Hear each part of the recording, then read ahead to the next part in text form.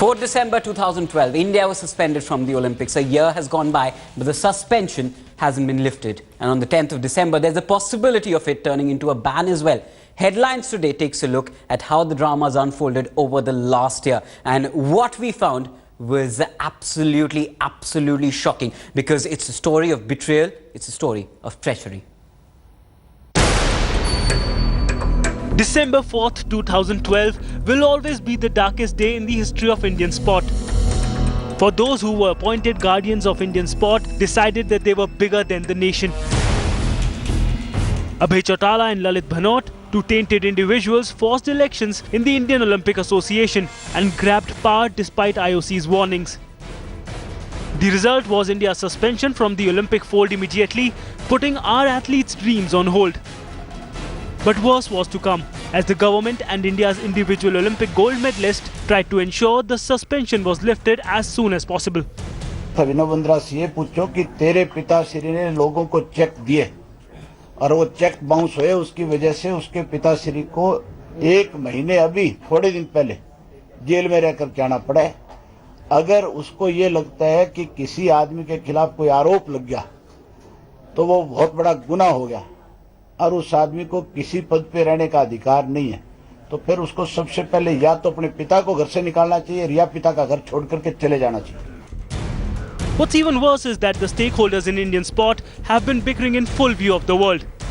Narendra Batra then accused Randhir Singh, India's member in the IOC, of being behind a threat to his life in an email that is in possession of Headlines Today.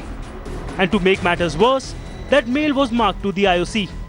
When the IOC asked Randhir about it, his response was flippant: Batra has lost his brain. No wonder that Batra said this just 2 days ago. All the office bearers are ready to, for athletes' sake, they are ready to take any decision. Including the IOC member, huh? Including the IOC members. You think so? Ask him first. Right.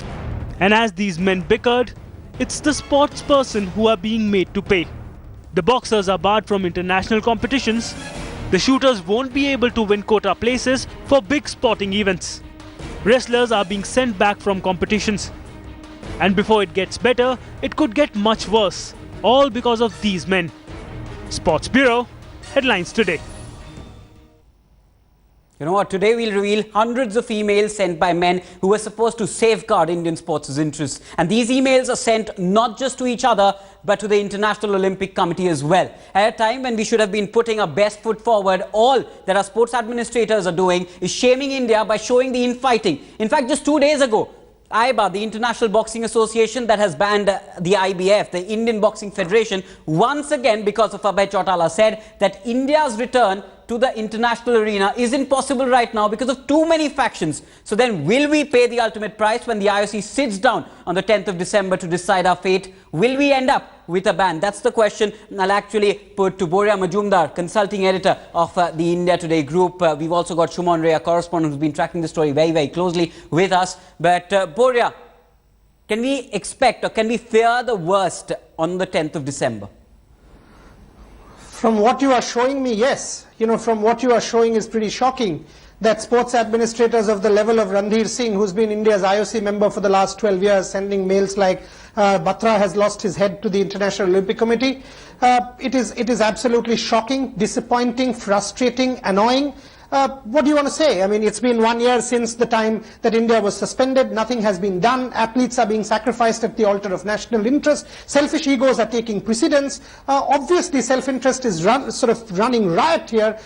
So yes, I mean, on the 8th, will there be an amendment on Sunday? I hope people are watching this Headlines Today exclusive broadcast. And athletes are also wondering, who are these people who are actually custodians, who are deserved custodians of their interest? Are they deserved? Quote unquote. Will something happen to Indian sport, or will on the 10th we will be banned once and for all by the International Olympic Committee? The email trail that you are exposing, Siddharth, is shocking to say the least. And I'm told by reliable sources that there are 800 to 1,000 more such emails which will be exposed on Headlines Today at some point in time. So can you imagine the depth of this scandalous, slanderous, disappointing, disgusting affair? I'm absolutely shocked.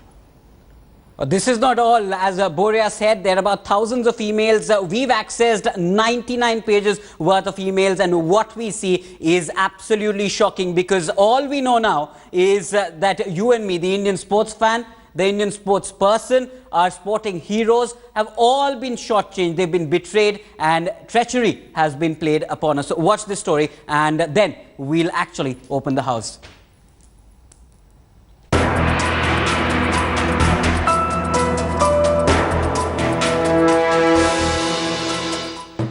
Headlines Today is in possession of 99 pages of emails exchanged over the course of the year between Randhir Singh and the IOC, amongst others.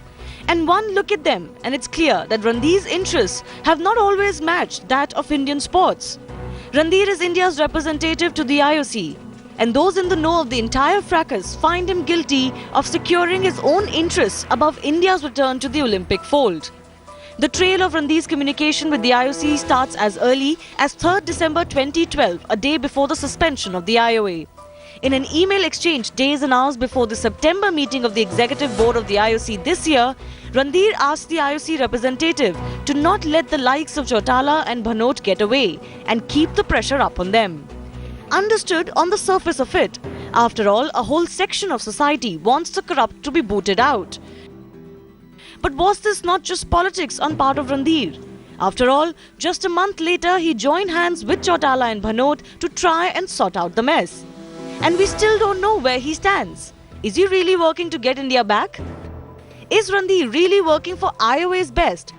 Or grinding his own axe and trying to secure the best for him? Sports Bureau, Headlines Today. All right, and what we'll do now is there's some interesting emails that I have for you, because what you saw there wasn't the entire story as well. It talked about how Randhir Singh sent a message, or rather an email, to Christophe de Kepper of the IOC NOC Relations Department that don't let them get away, our last chance to clean sport in India. Then he says, keep the pressure on the crooks, in another email. This is all happening on the 4th of September, a day before the IOC decides on India's suspension, mind you. And then 1 month later, he's sitting on that dais with Abhay Chautala and Lalit Bhanot. That brings us to the question, Boria, I'll come to you on this one. What has Mr. Randhir Singh been doing for the last 1 year? You know, I'm disappointed, I must say this. I mean, I know Randhir Singh personally very, very well. He actually launched my book on the history of India's Olympic encounter, co-authored with your managing editor, Nalin Mehta, in 2008. I am disappointed. Randhir Singh's family has been at the helm of Indian Olympic sport for 75 to 80 years. And to see these emails, which you sent me yesterday, I must say I'm disappointed, I'm shocked. Because, you know, at the behest of these people, we were dreaming that we will make a comeback to Olympic sport. This is not what our athletes expect. This is not what we expect. You know, one email was from Narendra Batra accusing Randhir Singh of posing a life threat, to which Randhir reacts, Batra has lost his head. He is writing to the IOC saying, don't let these crooks get away. Within a month, he's sharing the dais with some of these people at the IOA meeting. These 99 pages of email exchange, it actually goes back to the 4th of December 2012. To now, there are apparently 800 to 1,000 more emails. The question is, does Randhir Singh need to come out and tell us what is the intention? What is his job as India's IOC member? Is he opposed to Lalit Bhanot and Chautala? There are reasons to do so. If that is the case, why doesn't he tell us that I hate these guys for so-and-so reasons? If that is not the case, then at least we deserve to know, the athlete fraternity deserves to know, what is the stand of India's IOC member? Because these emails have left us all in complete shock, in complete bewilderment, in complete disarray as to what India's IOC member's role is. Remember you, Siddharth, in the May meeting, 15th of May in Lausanne, Randhir Singh did not go. There is a mail on 21st of May where he is writing to the IOC saying, thank you very much for taking care of the minister. We will follow the IOC directive. You yourself had boycotted that meeting. You did not even turn up when it was time for you to spearhead. My expectation of Randhir Singh is simple. He should lead. He should lead India's comeback into the IOC fold. These mails tell you a very different story. Oh, they certainly do, and it's not just Randhir Singh though, it's also Mr. Narinder Batra, it's also PV Rathi of the Haryana Olympic Association. They're all writing to the IOC, and at a time when we should have been presenting a united front, they're all showing infighting. We've got Sunita Godara, a former Asian marathon champion, in the studio with us, and is this what Indian Sports Administration is all about? Because here, India faces a ban from the Olympics. And what we are seeing right now is that over the 1 year that Indian sports administrators had a chance to sort things out, all they've done is basically betrayed each other, gone to the IOC and complained about each other. First complain about each other, and then when they need power and position, then they make friends, you know. So one way I can say that for power and position and money, for some people, they have no backbone. And for that, they just don't think about sports or sports persons. They use a sports person as guinea pigs, and for their power, position and money, they can do anything with anyone. They can make friends. So once they are saying they are crooks, second day you will see they are shaking hands with each other. It's like, you know, what happening in politics. Well, politicians come in and they run sports administration the same way. This is dirty sports politics what they are playing. But have we moved even a single step forward? You're in the know, you were member of Clean Sports India, you also spearheaded a campaign against drug abuse. Has Indian Sports Administration moved even a step forward since last year, 4th of December 2012? No, nothing has changed, because when, see, in last 1 year, only India was banned by IOC, and these people, they had very good chance. And why these people? These people will never change. But Sports Ministry has very good chance to clean sports, and the onus goes to Sports Ministry. The Sports Minister could have banned the officials by names, so that there's some cleanness, some ethics come inside. But ma'am, I'll just interrupt you for a second, because I've got Harish Kumar, President of the Taekwondo Federation of India, who's joining us on the phone line. And Mr. Kumar, it's great that you've joined us, because I can see quite a few emails from you to the IOC questioning Mr. Randhir Singh's role. Why did you go to the IOC? Why couldn't this matter be sorted by you within the IOA? Why was that complaint made to the IOC? Because you understand that once you make a complaint to the IOC, you're putting it out all in the open, hurting India's chances to return to the Olympic fold as soon as possible. You see, I want to correct your statement. I never made any complaint to IOC. Well, sir, I can see the emails, and that trail has been forwarded to the IOC. I only raised an issue within the IOA family, because we are all suspended. And what is happening is all our sports people, they are suffering. The athletes are suffering. Athletes are going and competing under the banner of the international federations. They are unable to represent India. So what has happened is the IOA getting suspended, the international federations, they have started suspending the national federations of India. Since your NOC is suspended, so you are also suspended.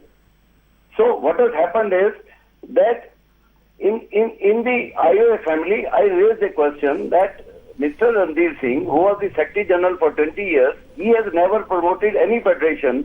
He has not promoted even a single athlete in the country, but he continues to be the Secretary General. But sir, your vote was cast in those IOA elections on the 4th of December 2012, wasn't it? Or rather the 5th. And you cast your vote in favor of Mr. Chautala and Mr. Bhanot, despite knowing the sanctions that awaited India. Why? You see, the question is, there is an election process. The election process was started by the IOA Secretary General, who was Randhir Singh himself. Now, Randhir Singh himself, he started the process, he circulated the notice, and a panel of 3 judges was appointed. So the election was not conducted by IOA, it was conducted by the panel of 3 judges, and they are all honorable members of the High Courts.